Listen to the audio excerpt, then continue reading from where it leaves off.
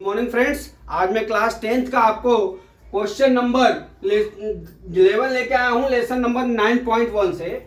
इसमें हमने आपको बताया कि फिगर पहले बनेगा तभी आपका सवाल लगेगा। ठीक है, अभी इसमें इस सवाल में आपके चैप्टर में ही फिगर बना के दिया हुआ है। ये सवाल जो है, जो अगला 10वां पढ़ाया वो सेम सवाल है। उसमें यहां तक की दूरी दी हुई थी, इसमें यहां तक की दूरी दी हुई। ठीक है, अभी क्या दिया है, एक नहर के तट पर एक टीवी टावर ऊर्ध्वाधर खड़ा है। ये टीवी टावर खड़ा है ऊर्ध्वाधर। टावर के ठीक सामने दूसरे तट के एक अन्य बिंदु पर टावर के एक शिखर का उन्नयन कोण कितना दिया है, ये 60 डिग्री दिया है। ठीक है, यहां से यहां तक का 60 डिग्री दिया है। फिर क्या दे रहा है कि इस बिंदु से 20 मीटर की दूरी पे, यहां से 20 मीटर की दूरी पर इस बिंदु के मीनार के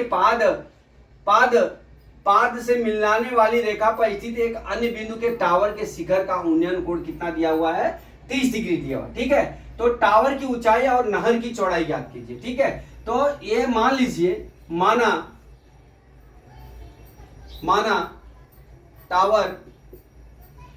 टावर की ऊंचाई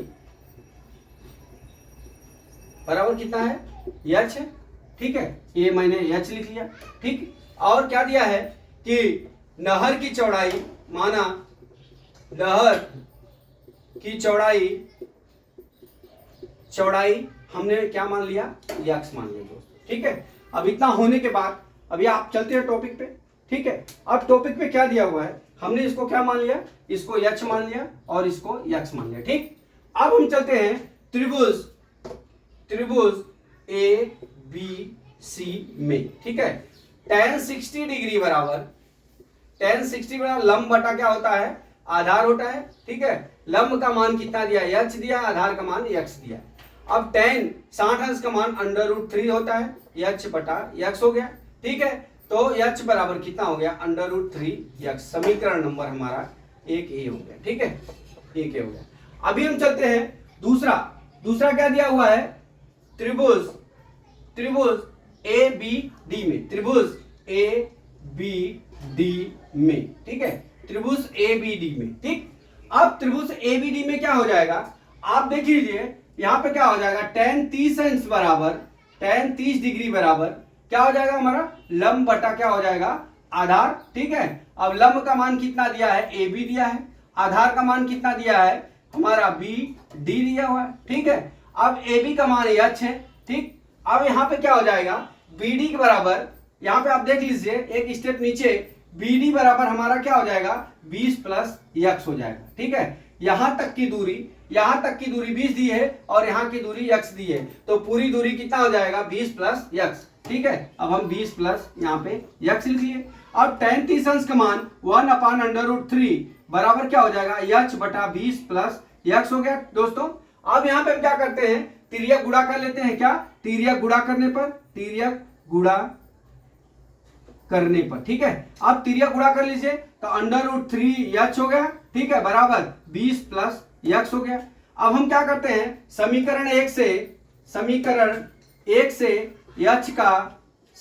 h का मान रखने पर। ठीक है, रखने पर यहां पे रख लीजिए h का मान। अब यहाँ पे कितना हो जाएगा, √3h है, तो h का मान यहाँ पे पहला समीकरण क्या दिया, इतना दिया हुआ है, तो यहाँ पे हम लिख लेते हैं √3 इंटू √3x हो गया, बराबर 20 प्लस x हो गया दोस्तों।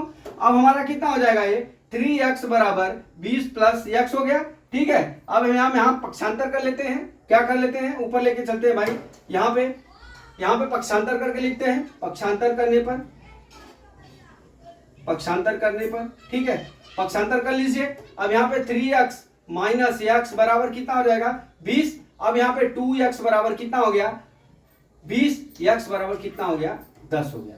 कितना हो गया, ये x बराबर हमने कितना निकाल दिया, 10 निकाल दिया, तो हमारी ये दूरी कितनी हो गई, 10 हो गई। ठीक है, अभी x का मान निकालने के लिए समीकरण 1 में, अब यहाँ पे लिख लेते हैं, समीकरण 1 में x का मान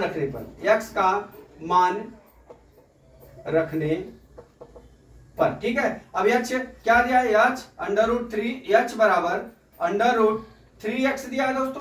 ठीक है, h, अब ये √3x का मान कितना आया है, कितना आ गया, गुणे 10। ठीक है, तो h का मान कितना हो जाएगा, 10 कड़ी में 3। ठीक है, इस तरह से इसकी ऊंचाई कितनी हो गई, 10 कड़ी में 3 हो गया।